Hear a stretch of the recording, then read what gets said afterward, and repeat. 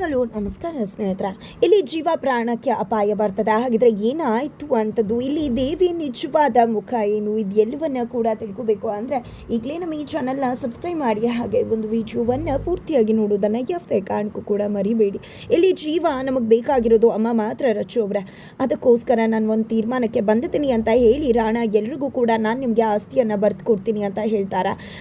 ನಿನ್ನ ಕೈಲಿ ಏನಿದೆ ಬರ್ಕೊಡೋದಕ್ಕೆ, ಎಲ್ಲ ರಚನಾ ಕೈಲಿ ಇರೋದು ಅಂತ ಚಿಕ್ಕಮ್ಮ ಹೇಳಿದಕ್ಕೆ ಅವರೇ ಬರ್ಕೊಡ್ತೀರಾ ಅಲ್ವಾ ಅಂತ ಜೀವ ಕೇಳಿದಕ್ಕೆ, ಇಲ್ಲ ಯಾವುದೇ ಕಾರಣಕ್ಕೂ ಕೂಡ ನಾನು ಆಸ್ತಿನ ಬರ್ಕೊಡೋದಿಲ್ಲ ಅಂತ ಹೇಳಿ ರಚನಾ ಅಲ್ಲಿಂದ ಹೊರಟ್ಬಿಡ್ತಾಳೆ. ನಂತರ ಜೀವ ಹೋಗಿದೆ, ಯಾಕ್ರಿ ನಿಮ್ಗೆ ಆಸ್ತಿ ಮೇಲೆ ಪ್ರೀತಿ ಬಂದ್ಬಿಡ್ತಾ, ನೀವೇ ರೀತಿ ಯೋಚನೆ ಮಾಡ್ತೀರಾ ಅಂತ ಅನ್ಕೊಂಡಿರ್ಲಿಲ್ಲ ಅಂತ ಹೇಳಿ ಜೀವ ಹೇಳಿದಾಗ, ಏನ್ರಿ ಅನ್ಕೊಂಡಿದ್ರ, ನಾನು ನೀವು ಏನೂ ಇಲ್ಲ ಅಂದಾಗ ನಿಮ್ಮ ಜೊತೆ ಬಂದಿದ್ದು, ನನ್ನ ಇಡೀ ಕೋಟಿ ಅಂತರ ಆಸ್ತಿ ಬಿಟ್ಟು ಬಂದವಳಿಗೆ ಈ ಒಂದು ಆಸ್ತಿ ಮೇಲೆ ಕಣ್ಣು ಹಾಕ್ತೀನಿ ಅಂತ ನಿಮ್ಗೆ ಅನ್ನಿಸ್ತಾ ಅಂದಾಗ ಕೋಪಕ್ಕೇನೋ ಮಾತಾಡ್ಬಿಟ್ಟೆ. ದಯವಿಟ್ಟು ರಾಣಗೆ ಆಸ್ತಿ ಬರ್ಕೊಟ್ಬಿಡಿ, ಇದರಿಂದ ಎಲ್ಲ ಸಮಸ್ಯೆ ಕೂಡ ಸರಿ ಹೋಗುತ್ತೆ. ಅಮ್ಮ ಕೂಡ ಕೋಪ ಮಾಡ್ಕೊಂಡಿದ್ದಾರೆ, ನನ್ನಿಂದ ಅವನಿಗೆ ಅನ್ಯಾಯ ಆಗ್ತದೆ ಅಂತ. ಈ ಕಡೆ ರಾಣಗೂ ಕೂಡ ಜುದ್ದಿದೆ, ಏನಾದರೂ ನೀವು ಆಸ್ತಿ ಕೊಟ್ಬಿಟ್ರೆ ಖಂಡಿತ ನನ್ನ ಅವನ ಮಧ್ಯೆ ಇರ್ತಕ್ಕಂಥ ಎಲ್ಲ ಗ್ಯಾಪ್ ಕೂಡ ಸರಿ ಹೋಗ್ಬಿಡುತ್ತೆ.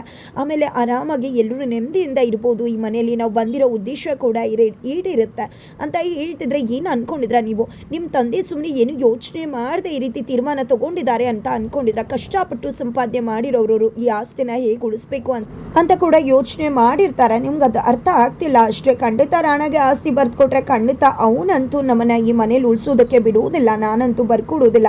ನಿಜ ಹೇಳಬೇಕು ಅಂದರೆ ನನ್ನ ಹತ್ರ ಯಾವುದೇ ರೀತಿಯ ಅಧಿಕಾರ ಇಲ್ಲ ಕಂಡು ಯೋಚನೆ ಮಾಡಿ, ನಾನು ಜಸ್ಟ್ ಗಾರ್ಡಿಯನ್ ಅಷ್ಟು, ಎಲ್ಲ ಅಧಿಕಾರ ಇರೋದು ಕೃಷ್ಣಗೆ. ಕೃಷ್ಣ 18 ಇಯರ್ಸ್ ಆದಮೇಲೆ ಮಾತ್ರ ಅವಳು ಏನೇ ಇದ್ರೂ ತೀರ್ಮಾನ ತಗೋಬಹುದು, ಕೊಡ್ಬೋದಾ ಬಿಡ್ಬೋದಾ ಅಂತ ಹೇಳ್ತಾರೆ. ಇದರಿಂದ ಮನೆಯವರು ಎಲ್ಲರೂ ಕೂಡ ಬೇಜಾರು ಮಾಡ್ಕೊಂಡಿದ್ದಾರೆ, ಏನೂ ಮಾಡ್ಕೊಳಕ್ಕಾಗಲ್ವಲ್ಲ ಅಂತ. ಬಟ್ ಇಲ್ಲಿ ಜೀವ ಕಥೆಯನ್ನೇ ಮುಗಿಸ್ಬಿಟ್ರೆ ಆಮೇಲೆ ಯಾರು ಏನು ಮಾಡ್ಕೊಳಕ್ಕಾಗೋದಿಲ್ಲ, ನಾವು ಆರಾಮಾಗಿರ್ಬೋದು ಅಂತ ರಾಣ ತಮ್ಮ ಯೋಚನೆ ಮಾಡ್ತಿದ್ದಾರೆ. ಹಾಗಾಗಿ ಜೀವ ಕಥೆಯನ್ನು ಮುಗಿಸೋದಕ್ಕೆ ಜೀವ ಊಟ ಮಾಡೋ ಊಟದಲ್ಲಿ ವಿಷನ ಮಿಕ್ಸ್ ಮಾಡಿದ್ದಾರೆ. ಇದು ಜೀವಾಗೆ ಗೊತ್ತಿಲ್ಲ. ಈ ಕಡೆ ರಚ್ಚು ಬಂದಿದೆ, ಯಾಕೆ ಇಷ್ಟು ಸ್ಮೆಲ್ ಬರ್ತದೆ ಅಂತ ಅನ್ಕೋತಾಳೆ. ನಂತರ ಅಣ್ಣಂಗೆ ಕಾಲ್ ಮಾಡಿ, ಅಣ್ಣ ಜೀವ ಇವತ್ತು ಕತೆ ಮುಗಿಯತ್ತೆ ಅಂತ ಹೇಳ್ತಿದ್ದಾರೆ. ಅದನ್ನು ಕೇಳಿಸ್ಕೊಂಡಿದ್ದೆ ರಚ್ಚು ಓಡಿ ಹೋಗ್ತಿದ್ದಾಳೆ. ಆಲ್ರೆಡಿ ಇಲ್ಲಿ ಜೀವ ರೂಮಲ್ಲಿ ಕೂತ್ಕೊಂಡು ಊಟ ಮಾಡ್ತಿದ್ದಾರೆ. ಜೊತೆಗೆ ಇತ್ತ ಕಡೆ ಇದು ದೇವಿಯ ನಡವಳಿಕೆ ಒಂದು ರೀತಿಯಲ್ಲಿ ಅನುಮಾನವನ್ನು ತರಿಸುತ್ತೆ. ಯಾಕಂದರೆ ಆಕೆ ದೊಡ್ಡಮ್ಮಗೆ ಇಂಜೆಕ್ಷನ್ ಕೊಡ್ತಿದ್ದಾಳೆ. ಆ ಒಂದು ಇಂಜೆಕ್ಷನ್ನಿಂದಾನೇ ಅವರ ದೊಡ್ಡಮ್ಮ ಇದುವರೆಗೂ ಹುಷಾರ್ ತಪ್ಪಿರೋದು.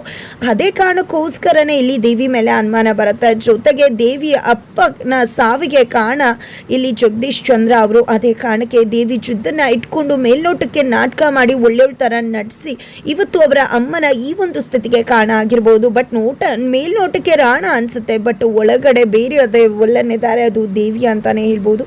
ಹಾಗಿದ್ರೆ ಇಲ್ಲಿ ರಚ್ಚು ಜೀವ ಪ್ರಾಣವನ್ನು ಉಳಿಸ್ಕೋತಾಳ ಅಥವಾ ಜೀವ ಊಟ ಮಾಡೇ ಬಿಡ್ತಾರ? ಅವರ ಪರಿಸ್ಥಿತಿ ಗಂಭೀರವಾಗತ್ತಾ, ಏನಾಗತ್ತೆ ತಿಳ್ಕೋಬೇಕು ಅಂದರೆ ಮುಂದಿನ ವಿಡಿಯೋಗೆ ವೇಟ್ ಮಾಡೋದನ್ನು ಮರಿ.